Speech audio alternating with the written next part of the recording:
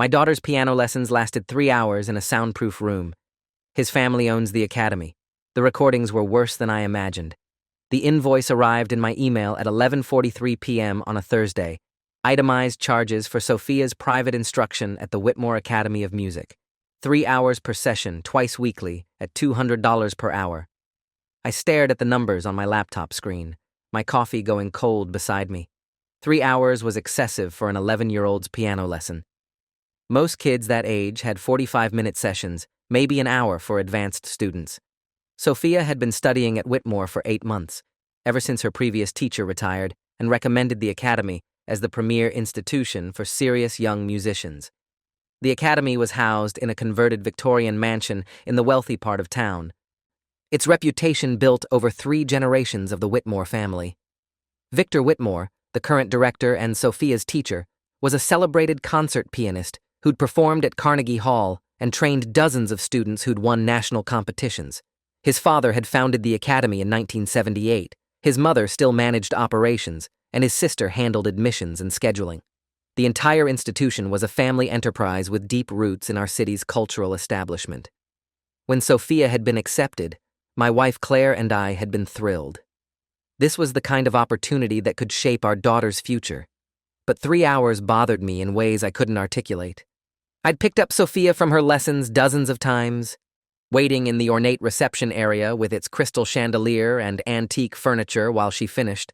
The academy had strict policies about parents not interrupting instruction, emphasizing that serious training required focused time without distraction. The soundproof practice rooms ensured students could work without external noise interference, and parents were encouraged to use the waiting period for errands or work. Most sessions ended with Victor emerging from Studio C on the 2nd floor, his hand on Sophia's shoulder, praising her progress and discussing next week's repertoire. Sophia always seemed exhausted afterward, her fingers cramping and her face drawn. I'd attributed it to intense practice, the kind of rigorous training that separated serious students from dilettantes. But 3 hours for an 11-year-old felt wrong. I pulled up previous invoices, checking timestamps. Every session for the past 6 months had been exactly 3 hours. Before that, they'd been 90 minutes. The increase had happened gradually, first 2 hours, then 2.5, finally settling at 3.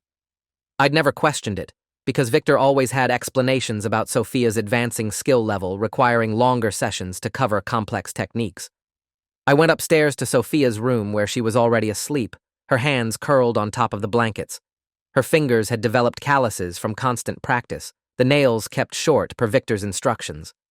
On her nightstand sat a leather-bound journal Victor had given her for tracking practice hours and musical observations. I'd never looked inside, respecting her privacy and the teacher-student relationship. But tonight, something compelled me to open it. The entries were meticulous, written in Sophia's neat handwriting. Monday session, 3 hours. Worked on Chopin Nocturne. Mr. Whitmore says I need to feel the music more deeply. Thursday session, 3 hours. Mr. Whitmore helped me understand emotional expression through physical connection. The phrases were odd, too mature for an 11-year-old. I flipped back through weeks of entries, finding similar language. Mr. Whitmore says touching is part of learning. Mr. Whitmore explains that great pianists must trust their teachers completely. My hands started shaking as I photographed pages with my phone, my gut twisting with a dread I couldn't name, but recognized instinctively. The next morning, I told Claire I needed to talk about Sophia's lessons. We sat at the kitchen table after Sophia left for school, and I showed her the invoice and journal entries. Claire's face went pale as she read. "What are you suggesting?" she asked carefully. I told her I didn't know, but something felt wrong about 3-hour sessions in a soundproof room with language about physical connection and trust. Claire defended Victor initially, citing his reputation and Sophia's obvious progress. She'd won 2 regional competitions in recent months, her playing had improved dramatically, and Victor's recommendation would be crucial for conservatory applications down the road. But I could see doubt creeping into her expression as she reread the journal entries. We agreed I'd pick up Sophia early from her next lesson, arriving 90 minutes into the session instead of at the 3-hour mark. Just to observe, to see what was actually happening in those extended sessions. Claire called it paranoia, but her voice lacked conviction. We both knew something was off, even if neither of us wanted to acknowledge the implications. Wednesday afternoon, I left work early and drove to the Whitmore Academy. The receptionist, Victor's mother Eleanor, greeted me with surprise when I arrived at 4:30 instead of 6 plus. "Mr. Thorne, we weren't expecting you for another 90 minutes. Sophia's session isn't finished." I explained I needed to speak with Sophia briefly about a family matter, nothing that would interrupt her practice. Eleanor's expression tightened. "Our policy is very clear about not disrupting instruction. Victor is working with Sophia on a particularly challenging piece. An interruption could undo hours of progress." I insisted it would take 2 minutes, family emergency, and started walking toward the stairs. Eleanor moved to block me, her hand reaching for the phone. "Mr. Thorne, I must insist you wait. Let me call up to Studio C." I ignored her and climbed the stairs, my heart pounding. The second-floor hallway was thickly carpeted, lined with studio doors bearing brass nameplates.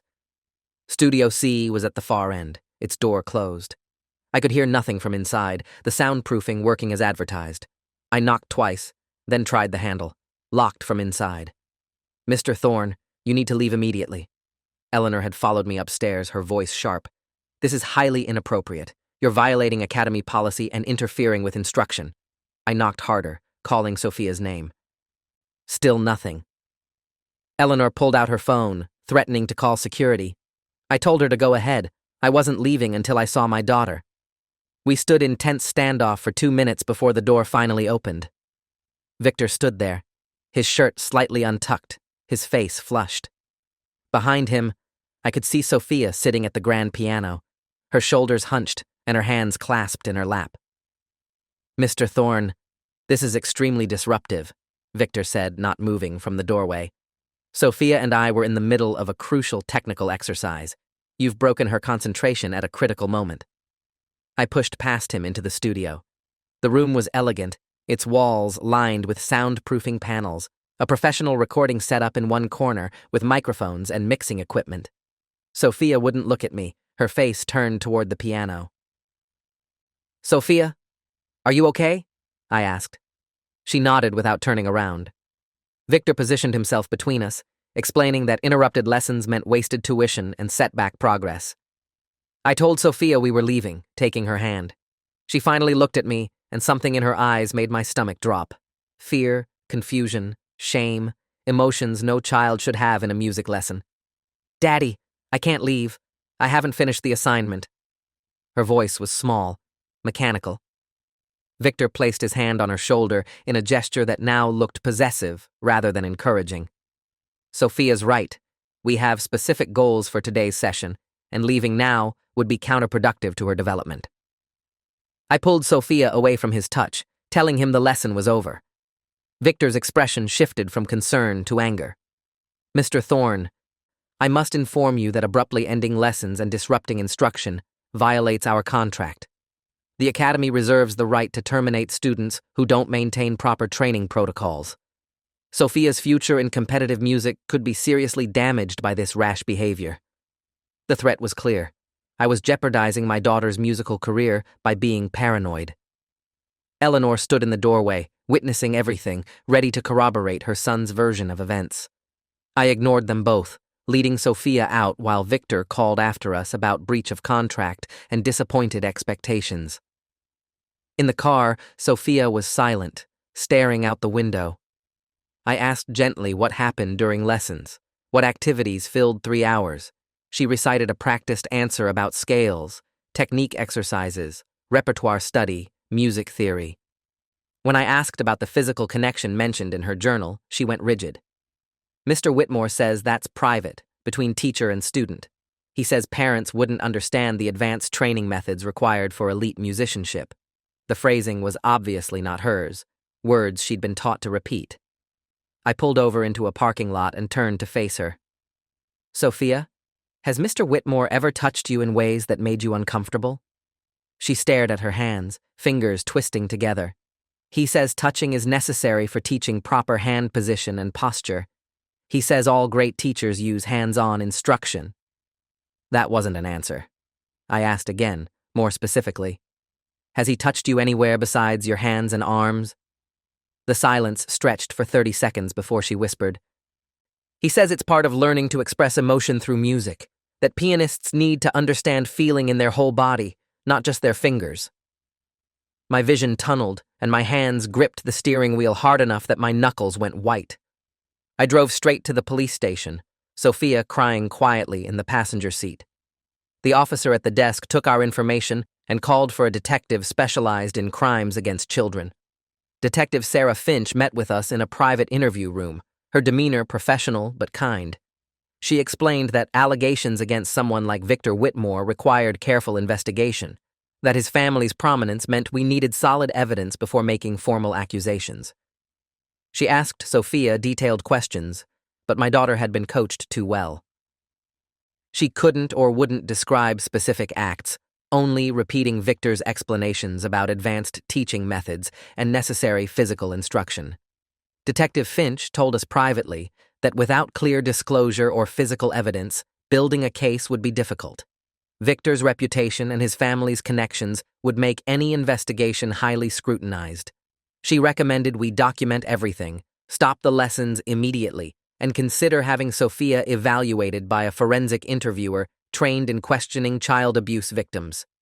She also warned that the Whitmore family had significant influence in our city, including relationships with the district attorney's office and several judges. Any accusations would need to be airtight.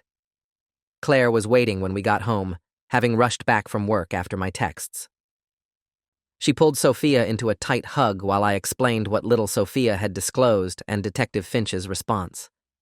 We called the forensic interviewer that evening and scheduled an appointment for the next day. Sophia underwent a 2-hour interview with a specialist trained to help children discuss abuse without leading questions or pressure. The interviewer, Dr. Rita Okonkwo, met with us afterward to explain that Sophia had described inappropriate touching during lessons, including Victor placing his hands on her thighs and back during instruction, standing very close behind her at the piano, and requiring her to practice emotional expression through physical relaxation exercises that involved massage-like touching. The descriptions weren't graphic enough to constitute clear sexual abuse, but they definitely crossed professional boundaries. Dr. Okonkwo filed a mandatory report with Child Protective Services and provided documentation for our records.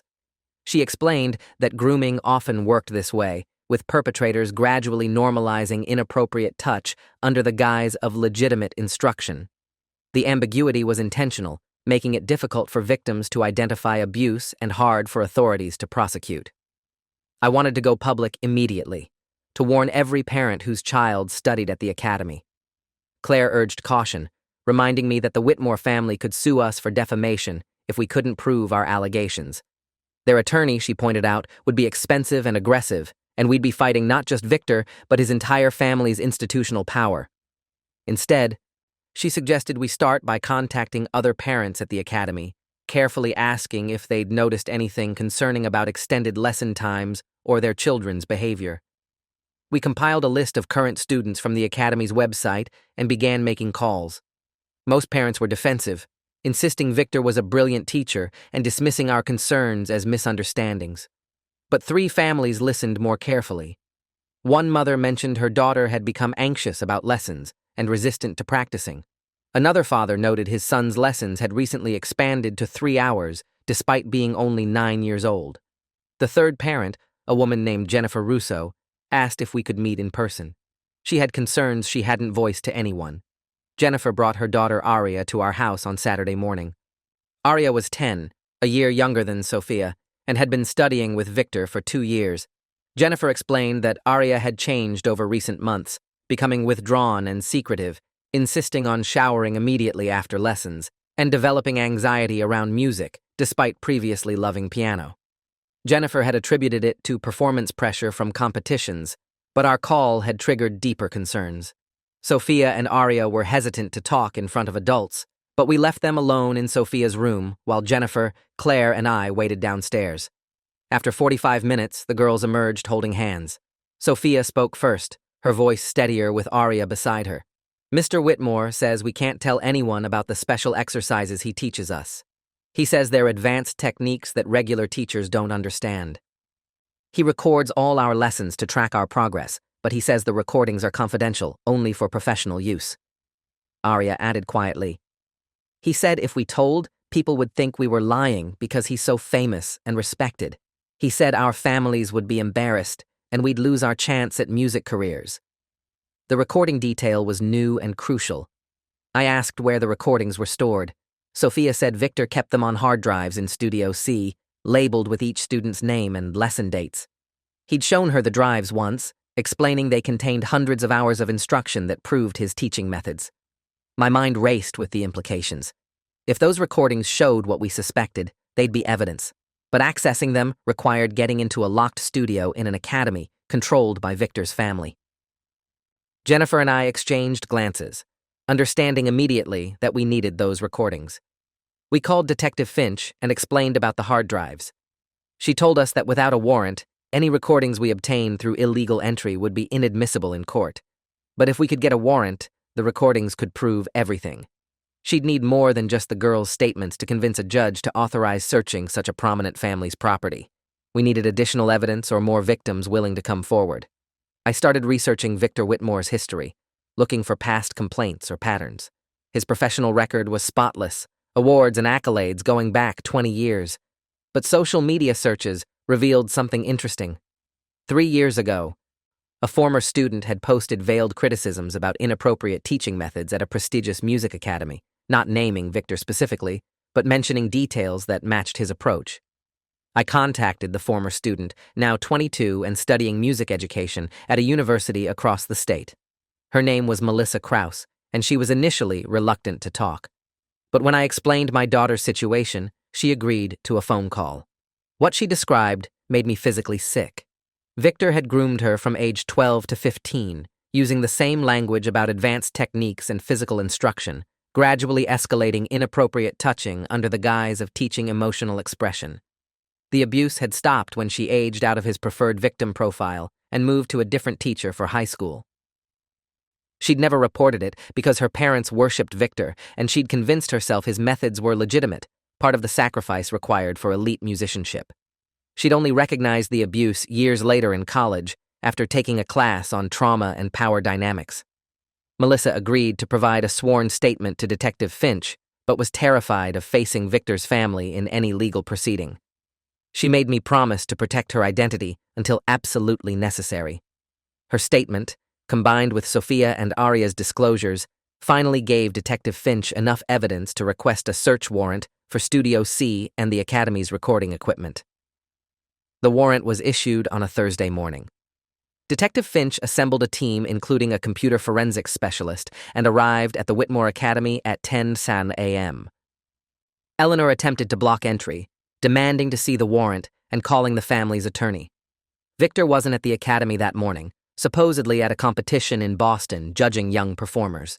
The attorney, a man named Donald Carpenter, who specialized in protecting wealthy clients from scandal, arrived within 20 minutes and attempted to stop the search, arguing the warrant was overly broad and based on unsubstantiated allegations. Detective Finch proceeded anyway, her team entering Studio C and seizing the recording equipment. They found 8 external hard drives, each labeled with student names and dates. The forensic specialist began copying data immediately, a process that took 6 hours. Eleanor called Victor repeatedly, her voice carrying through the hallway as she explained police were seizing his teaching records. By the time the search concluded, Victor had boarded an early flight home, and his attorney was already filing motions to suppress the evidence. The forensic analysis took 3 weeks. The hard drives contained over 2,000 hours of recorded lessons spanning 12 years. Most were straightforward piano instruction. But 127 recordings showed Victor engaging in inappropriate physical contact with students, his hands on their bodies under the guise of teaching posture and emotional expression. The most damaging recordings showed him explicitly describing the touching as necessary for advanced musicianship, saying things that made his intent clear. He'd recorded his own abuse, apparently believing the teaching context would protect him, or perhaps needing the recordings for his own purposes. The district attorney, under pressure from Detective Finch and facing potential media exposure, authorized charges. Victor was arrested at his home on 3 counts of child sexual abuse, multiple counts of endangering the welfare of children, and producing child pornography through the recordings. His bail was set at $500,000, which his family posted immediately. The arrest made regional news, the story of a celebrated piano teacher accused of abusing students over more than a decade. Other families began coming forward. Parents who dismissed concerning behaviors suddenly recognized them as warning signs. The Whitmore family's response was to attack. Their attorney held a press conference portraying Victor as a dedicated teacher being destroyed by misunderstood teaching methods and overzealous prosecution. They hired a PR firm to manage the narrative, emphasizing Victor's contributions to music education and his students' competitive successes. Eleanor gave interviews describing her son as a victim of modern paranoia about physical contact in education, insisting his hands-on teaching methods were standard for elite instruction. The family's connections activated, with several prominent musicians and teachers writing letters supporting Victor's character. The academy remained open, with Victor's sister taking over management and implementing new policies about never being alone with students. But enrollment plummeted as families withdrew their children. The Whitmore name, once synonymous with musical excellence, became associated with abuse and institutional failure to protect children. Jennifer and I organized a support network for affected families, coordinating with Detective Finch and the prosecutor's office. We identified 14 victims spanning Victor's career, including Melissa and several current students whose parents had ignored warning signs. The preliminary hearing established probable cause for trial. The prosecutor, a woman named Alexandra Volkov, who specialized in child exploitation cases, built her case methodically around the recordings and victim testimony. Victor's attorney argued the touching was legitimate pedagogical technique, citing other music teachers who used physical guidance. But the recordings undermined this defense, showing Victor's escalating behavior over the course of lessons and his explicit statements about keeping the sessions confidential. Several victims testified via closed-circuit video about how Victor had groomed them, using his authority and their musical ambitions to manipulate compliance. Melissa gave powerful testimony about long-term psychological damage, describing how Victor's abuse had warped her relationship with music for years. The defense tried discrediting her, suggesting she was angry about not achieving the success Victor had promised, but her detailed knowledge of his methods and the studio's setup corroborated the recordings perfectly. Sophia testified about Victor's progression from normal instruction to inappropriate touching, her voice steady as she described feeling confused but trusting her teacher's explanations. Aria and 2 other students gave similar accounts, establishing a clear pattern across years and victims. The trial lasted 4 weeks. Victor's family filled the courtroom daily, Eleanor sitting behind the defense table in a show of maternal support. The prosecution presented forensic analysis of the recordings, showing how Victor had carefully documented his own abuse while maintaining plausible deniability through technical language about musical instruction. Expert witnesses testified about grooming behaviors and the dynamics of abuse in authoritative relationships like teacher-student. The defense called character witnesses fellow musicians who praised Victor's teaching and insisted physical guidance was necessary for training elite pianists. But cross-examination revealed none of these witnesses had watched Victor's actual teaching methods or seen the recordings. Their support was based on professional reputation rather than first-hand knowledge. Victor himself testified, maintaining that his methods were misunderstood and that he'd never intended to harm any student.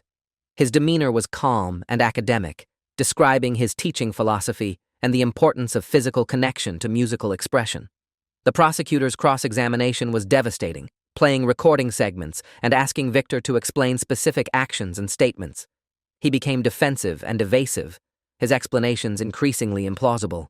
When asked why 3-hour lessons were necessary for children, he cited extensive technique work. When confronted with recordings showing minimal piano instruction and extended periods of physical contact, he claimed the recordings were taken out of context.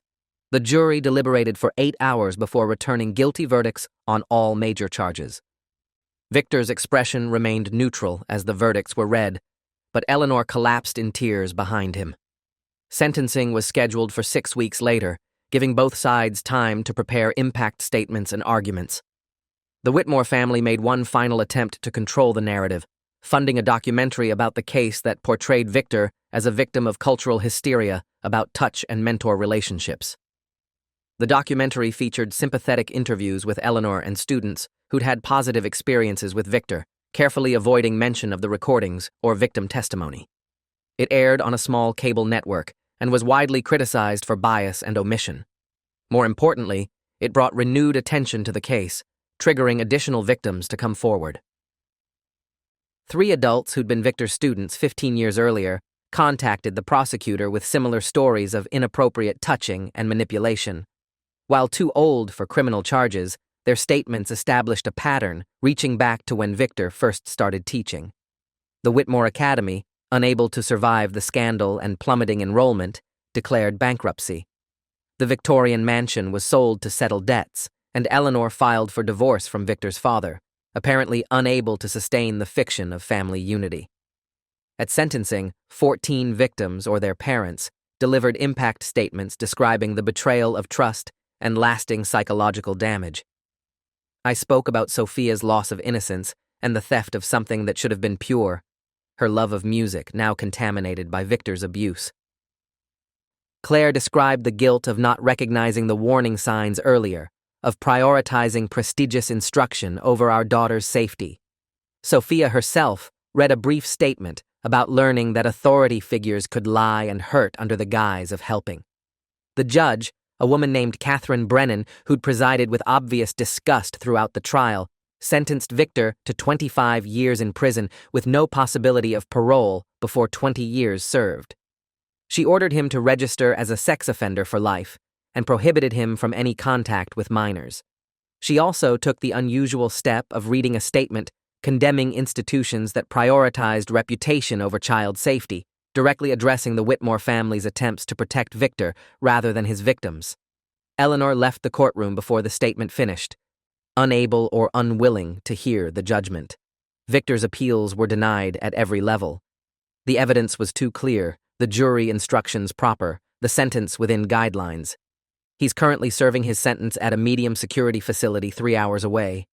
His family dissolved, his parents divorced, his sister moved across the country. The Academy building now houses a nonprofit dedicated to preventing child abuse in educational settings. Sophia continued studying piano, but with a new teacher at a program with strict safeguards and transparency policies. She struggled initially, associating the instrument with trauma, but gradually reclaimed music as something that belonged to her rather than to Victor's manipulation.